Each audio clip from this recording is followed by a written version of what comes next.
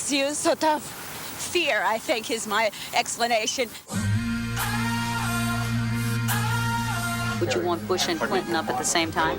I remember so many White House trips with her enormous binders telling us where to go and how to get there. To this day, no one can tell you where to go and how to get there like Z. Times are changing. Director James Brooks wanted to see Z in action, wanted inspiration for the main character of broadcast news. I would come onto my set, and she was totally in control of it. You don't want to ever be as exaggerated as you were. Holly Hunter had studied Z's every move. What? Do it, or I'll fry your fat asses still. Goodbye.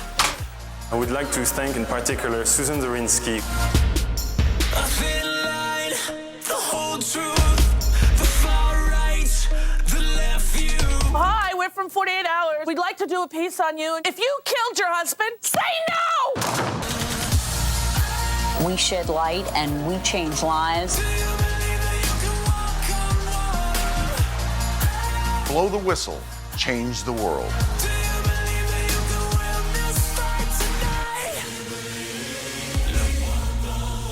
This is an historic moment. You are the first woman president of CBS News. Most people call her Z, but I call her Susan because that was her name when she first walked into the CBS Washington Bureau in 1972 and became our Watergate researcher. And now she's president of CBS News. And through it all, she has demonstrated that to be an effective leader in our business, you have to be honest, which she is, and you have to win over their hearts, which she has. She's also proved that you don't have to be mean to be a strong leader. You can be funny and kind, which she is. Congratulations, Susan. No one deserves it more. I've known Susan Zirinsky and worked with her for nearly half my life, and it's become clear to me now that her entire career was leading to this moment. Facing challenges within CBS as well as a corporate merger, Zirinsky, Z as we call her, rose to the occasion in a remarkable way. She was able to change an outdated culture almost overnight, able to add diverse voices in front of the camera as well as behind the scenes. I've never been prouder to work for CBS News and the woman who runs it. If I were to ask what makes Zirinsky so special, well, her intelligence, energy, commitment. But this is Z. No 3 words are enough. So let's add passion, warmth, humor, integrity, curiosity, leadership, dedication, strength, and love for journalism and journalists. Congratulations, Z. I've known Susan so long that I can remember a time when she was known by her first and last name as opposed to just a capital Z. So I can debunk the myth that she eats, sleeps, and breathes CBS News, because we all know she rarely eats and barely sleeps. But I do know that CBS News is her life, and because of that, our lives are much better, much richer, much more respected, and a little zanier, with a capital Z. Hey there, Z. Congrats. You are a living legend. From all of us here at CBS This Morning, Saturday, congratulations. I've described Susan as one size too small for petite and the largest presence in any room. A presence defined by her courage, her integrity, and fierce defense of all that journalists hold dear. Congratulations, Z. As with everything, you earned it the hard way. One of the things that amazes me about Z is her email writing ability. Now, this is no small thing. No matter what she's dealing with, breaking news, crises, she still manages to email me on just about every story that I do. They're often written at 3 in the morning, and they're often all in caps, and they're priceless. And the thing is, I know I'm not alone. I know she does this with hundreds of people at CBS News. Now, that's a leader, someone who shows you day in and day out that she not only cares deeply about the stories and about the audience, she cares about you. We want to congratulate our fearless leader, that's Susan Zirinsky. Around here, we know her as what? What do we call her? The Prez. The Prez. Or Z. She's the president and senior executive producer of CBS News for her National Press Club Award. Though she be small, yeah, she is fierce. I always say she's 5'0" but she is mighty. There's a lot in that, we that packaging. Look up to her. She's one of the few people who've been around here longer than I have, which is saying a lot. But she's done it all, and she's done it in incredible style, always. Congratulations. So we're in the middle of this pandemic. She just did a drive-by social distancing. All we could do was wave and say, hey. She just wanted to check to see how everything's going.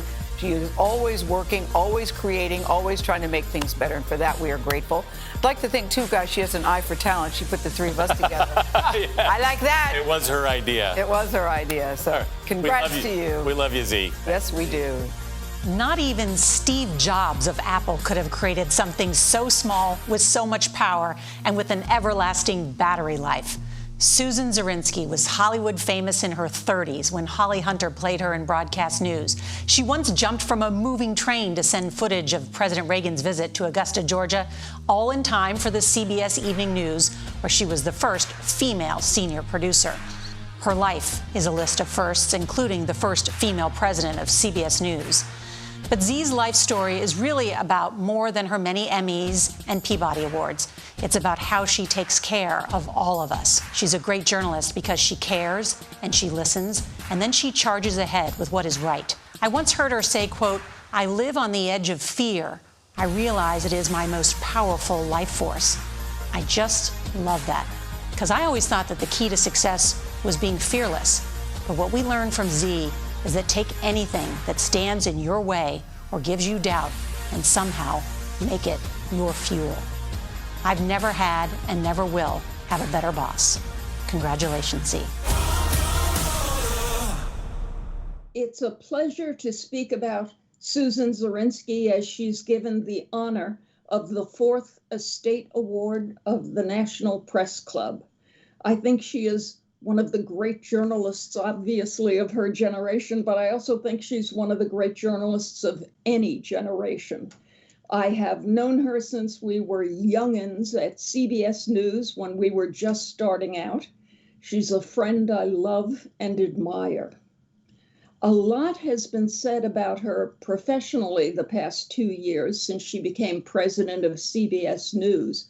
Certainly it meant something that the day that announcement was made, everyone at or near the newsroom on West 57th kind of ran and crammed into that big old newsroom, the old Cronkite newsroom.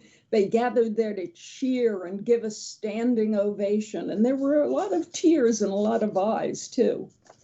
We know Susan is famously collegial and fair-minded. She listens, which is what a leader does.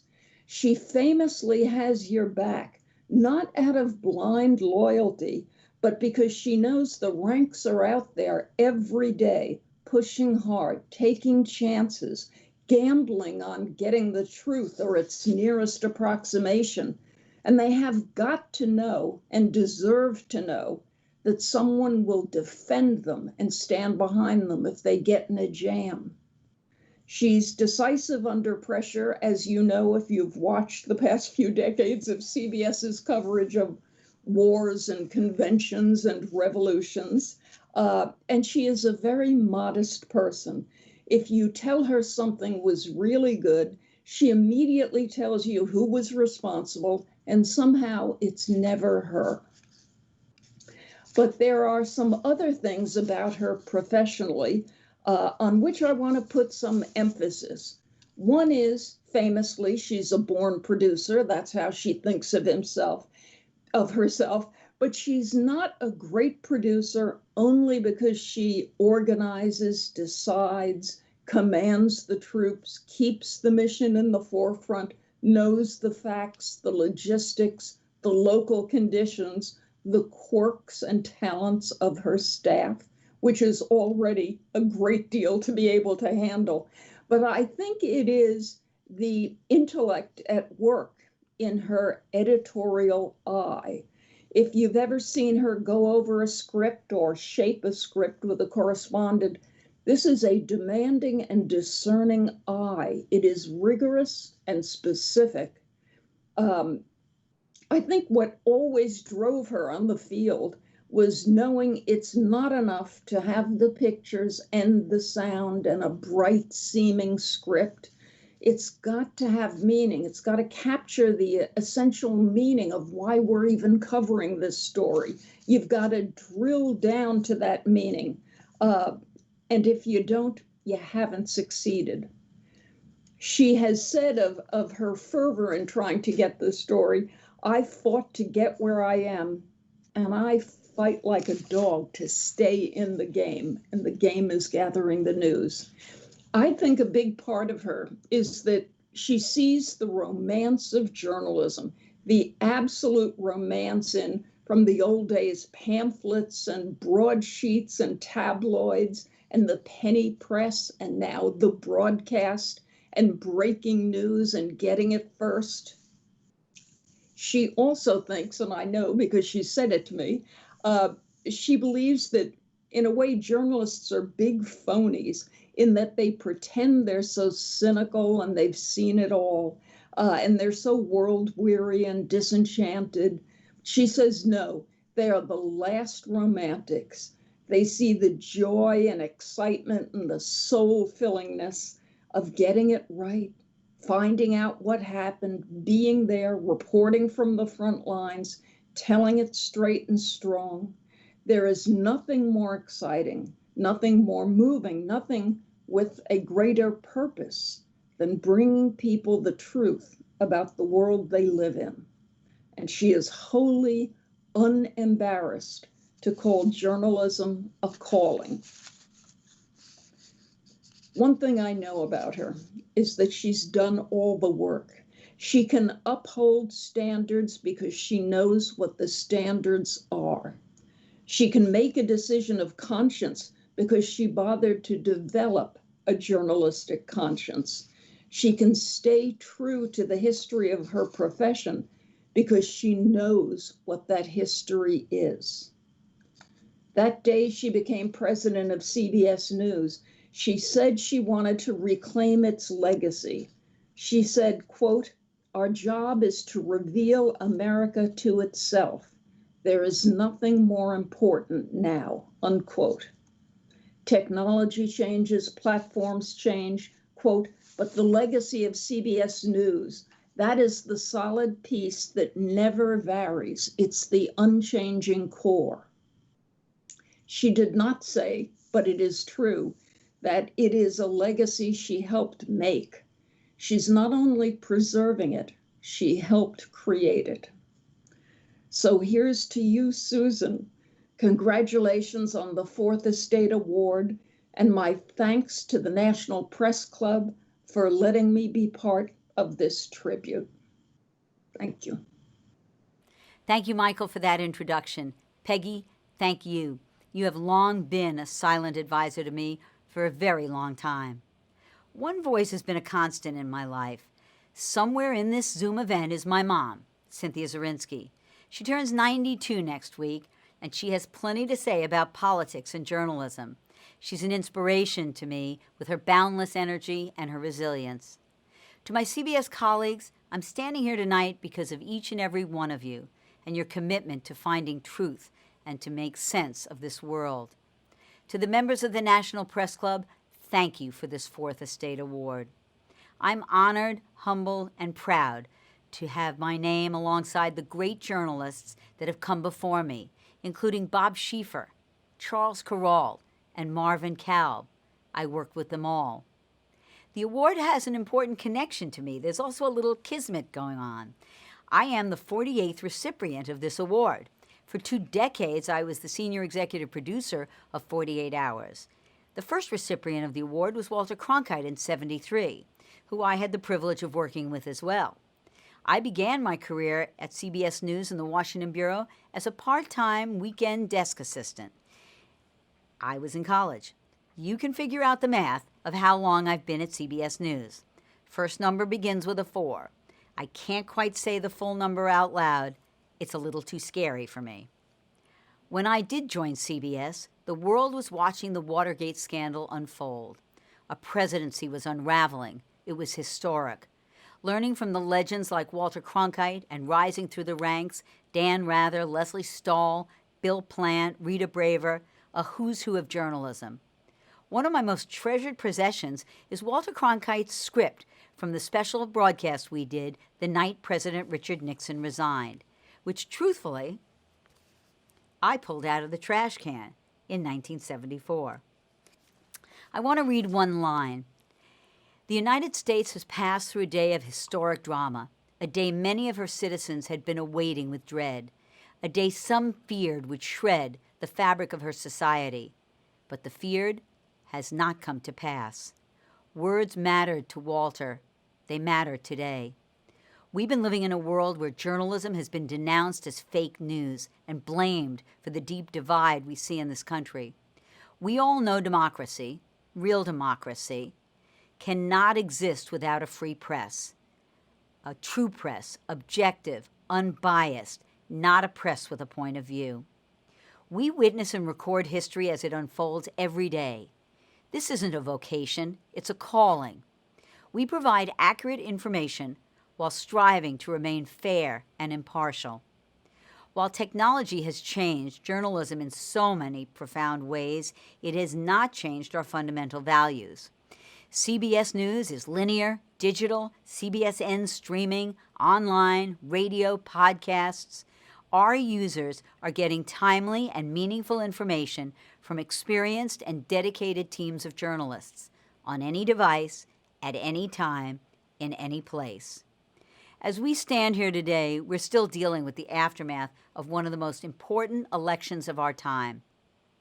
We have never seen an election like this. We have never experienced a presidential campaign like this. The turnout was historically high. It took 5 days to declare a winner. Yes, we do have a president-elect, but it's not over. Law and order will prevail. Our system will decide. We will go on as a country and inaugurate a president.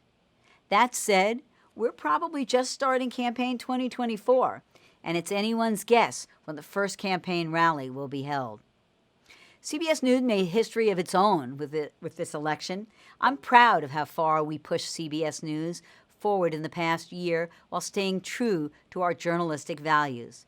For the first time ever, we broadcast live from a state-of-the-art studio at the Viacom CBS World headquarters in Times Square. What mattered most was the journalism and reporting on the people who elect the president.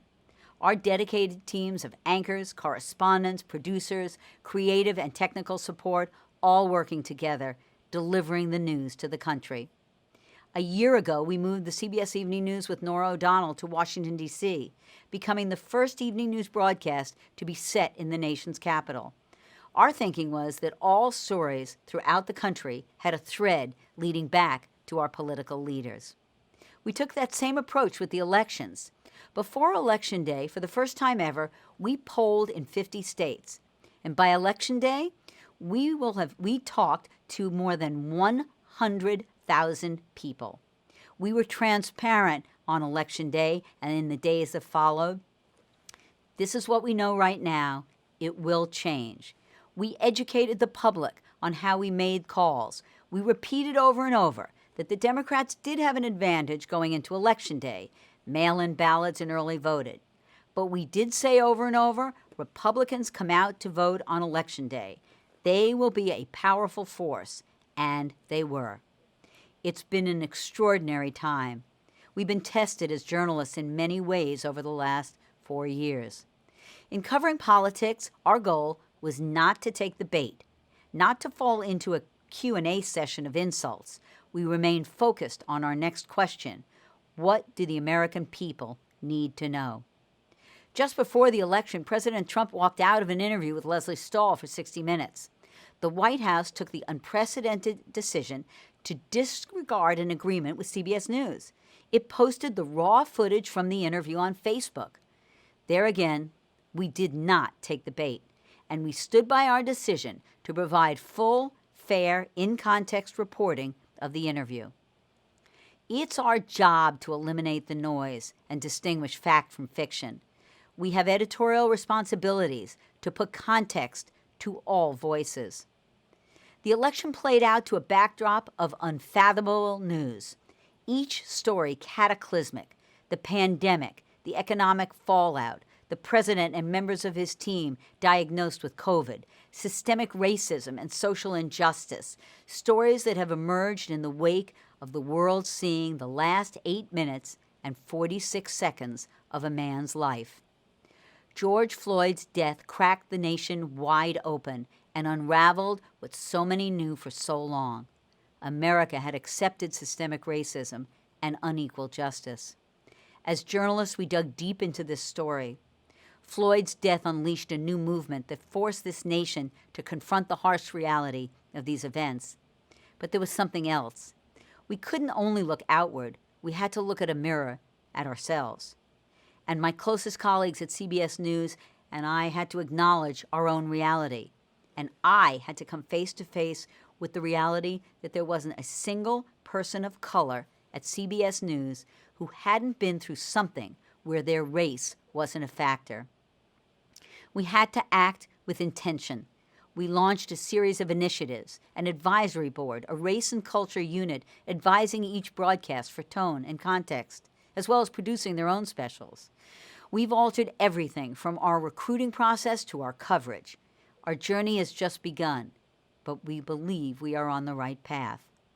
At this point in my career, 4 decades of it, I see my heaviest responsibilities to be upholding the highest journalistic standards and to build an equitable and inclusive workforce. Before I was named president and senior executive producer at CBS News, my entire career was built on bringing people together to create something that has meaning. I was the White House producer for more than a decade. I was an executive producer of primetime specials on the most historic breaking news moments. I am most proud of one documentary called 9/11. 3 filmmakers found themselves at the gates of hell, the only crew inside the towers. CBS produced that documentary with them, and we believed our film helped people really understand the stories of the men and women who were tested that day. As journalists, we tend to get caught up in the frenzy of reporting the news. 9/11 was like that. 2020 certainly has been that. We thrive on that adrenaline, yet there are times when we're lost in that frenzy, that we don't grasp the magnitude of what we've done as journalists. It's not until days or weeks or longer do we realize the impact of this first draft of history. There is not one person in this country who hasn't been touched by the stories we've covered in 2020 in some ways, and that includes all of us who call ourselves journalists. We cannot forget that. We also cannot forget our mission. Journalism has been knocked in the past for only covering the horse race and reporting the winner in an election year. We must all work hard to make sure we cover and understand the entire country. The nation's divided. More than 73 million people voted for the candidate not elected. In order to heal that divide, we as journalists have to report on that divide fairly. In order to understand what separates us as people, we have to understand what they're going through, their beliefs, their guiding principles. We have to understand, we have to have empathy. To serve the American people, you have to ask the questions that get answers for all Americans. The most important thing we can do right now is get it right. The National Press Club's mission is as a vigorous advocate for press freedom around the world. That is why the 4th Estate Award is so significant to me. There is not a day that goes by, not a single day, that I don't think about who we are at CBS News and what we do. Without the men and women of CBS News and those who have touched my career since I walked into CBS in 1972, I would not be here today. I thank them for influencing my career and making me who I am. A special thank you for my husband, Joe, and my daughter, Zoe, for always being there. I thank you so very much for this honor.